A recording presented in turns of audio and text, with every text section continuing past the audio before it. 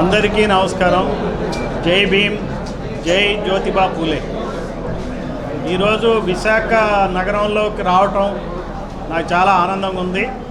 మరి మీకు తెలుసు, ఎలక్షన్లో మనకి కొత్త ప్రభుత్వం ఏర్పడి దాదాపుగా నెలలు దాటుతూ ఉంది.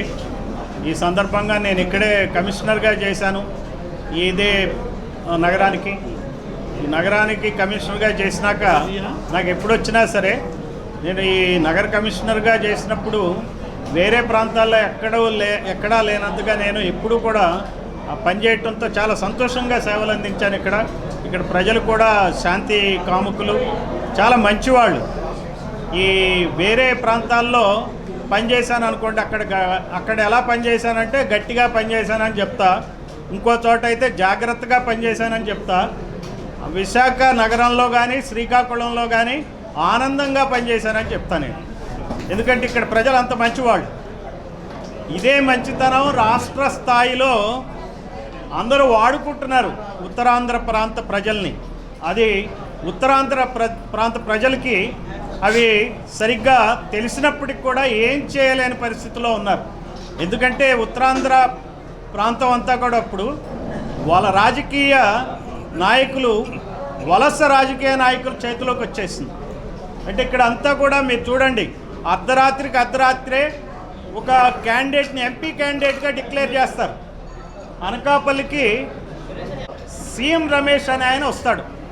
నేను ఒకటే అడుగుతున్నా, ఇక్కడ ఉత్తరాంధ్ర ప్రాంతం నుంచి ఉన్నటువంటి వెలమ కానీ, కొప్పుల వెలమ కానీ, లేకపోతే కళింగ కానీ, లేకపోతే తూర్పు కాపు వర్గానికి చెందిన వాళ్ళని ఎవరినైనా సరే కడపలో ఎంపీ అభ్యర్థిగా పోటీ చేసేటువంటి పరిస్థితి ఈ రాష్ట్రంలో ఉందా నాకు చెప్పండి. అంటే ఏంటి అర్థం? ఈ ఉత్తరాంధ్ర అంతా కూడా పరాయి పాలనలో ఉండాలంటే సెటిలర్స్ ప్రాంతం అయిపోయింది.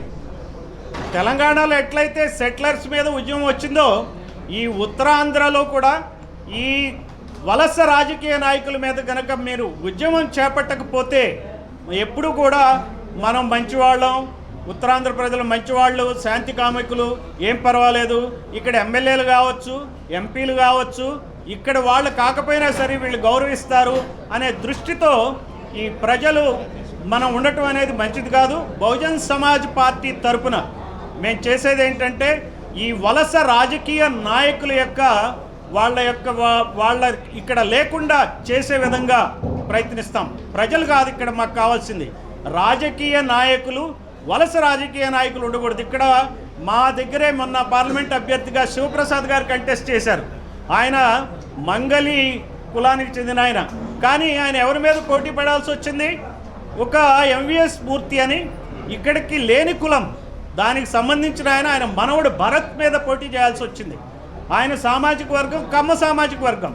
అంటే ఏంటండి, ఇక్కడ ఎవరైనా సరే వైజాగ్లో మీరు ఎంపీ అభ్యర్థులను చూస్తే ఎప్పుడు కూడా ఎలక్ట్ అయిన వాళ్ళు మీరు చూసుకుంటే కనుక నేదురుమల్లి జనార్దన్ రెడ్డి ఇక్కడ ఆయన కాదు, సుబ్రహ్మరెడ్డి ఇక్కడ ఆయన కాదు, పురంధరేశ్వరి ఇక్కడ ఆయన కాదు, ఇట్లా ఎవరిని చూసినా సరే ఇక్కడి ప్రాంతం వాళ్ళు ఎప్పుడు కూడా ఎంపీ అభ్యర్థులుగా ఉండరు. ఇక్కడ పేరు మోసినటువంటి బీసీ నాయకుడు ఉన్నాడు, ఆయన ప్రస్తుతానికి మన మధ్య లేరు, కానీ ఆయన పేరు అడారి తులసీరావు.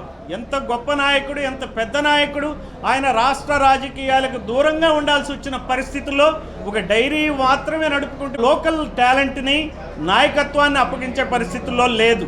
అందువల్ల ఈ రెండు పార్టీలు కూడా, అటు టీడీపీ కానీ ఇటు వైసీపీ కానీ, రెండు పార్టీలు కూడా లోకల్ నాయకుల్ని ఏమాత్రం కూడా వాళ్ళని ప్రోత్సహించకుండా బయట నుంచి నాయకుల్ని దిగుమతి తీసుకొచ్చి చేశారు. మీరు గత 5 సంవత్సరాల కాలంలో వైసీపీ పాలనలో కూడా చూడండి, విజయసాయిరెడ్డి ఉత్తరాంధ్ర సీఎంగా వ్యవహరించాడు. ఆయనతో పాటు ఇంకొక ఆయన సుబ్బారెడ్డి కూడా అంతే.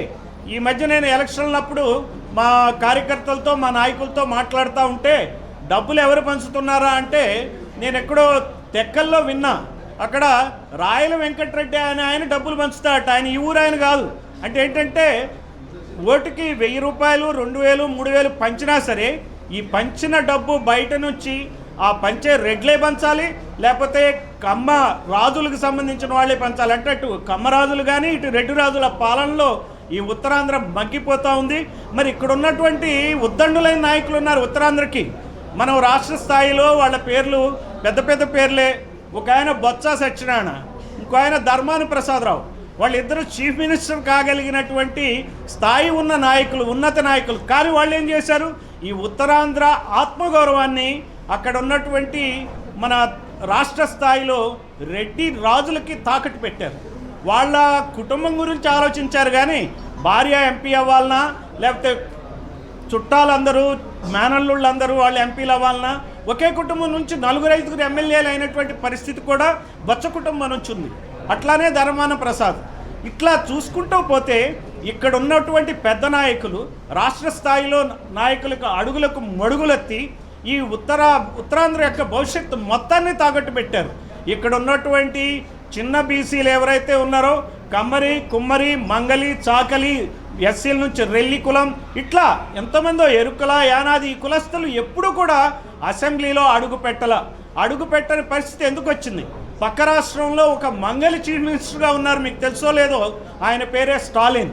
సో అక్కడ పెరియార్ వాదం బలపడిపోయి మరి చిన్న చిన్న కులాలన్నీ కూడా ఒక్క రాజ్యాధికారం వాళ్ళకి సిద్ధించి మంత్రులుగా ఉన్నారు. కుమ్మరి కులం నుంచి కూడా మంత్రులుగా ఉన్నారు. అలాగే ఉత్తరప్రదేశ్ అతిపెద్ద రాష్ట్రం దేశంలోనే, అది రాష్ట్రం కాదు, అది ఒక దేశం. ఉత్తరప్రదేశం కన్నా ఉత్తర దేశం అది. అటువంటి రాష్ట్రంలో మాయావతి గారు 4 సార్లు చీఫ్ మినిస్టర్గా చేశారు. మీరు అది కూడా గమనించండి. 4 సార్లు చీఫ్ మినిస్టర్గా చేసి అత్యద్భుతమైనటువంటి పాలన ఇచ్చారు. ఈ రెడ్డి రాజులు, కమ్మ రాజులు దోచుకున్నట్టు దోచుకోలే. ఆమె చక్కని పాలన ఇచ్చారు. శాంతి భద్రతల్ని చాలా గొప్పగా ఆమె మేలు చేశారు. నేను ఈ మధ్య ఉత్తరప్రదేశ్ కూడా వెళ్ళా, నేను చూశాను, కొంతమందితో ఇంటరాక్ట్ అయ్యా. మళ్ళీ మాయావతి గారు చీఫ్ మినిస్టర్ అయితే బాగుంటుందని త్రిపాఠి అనే బ్రాహ్మణ వర్గానికి చెందిన వ్యక్తి అంటున్నాడంటే చూడండి ఆమె పాలనని వాళ్ళు ఎలా గుర్తు తెచ్చుకుంటున్నారు.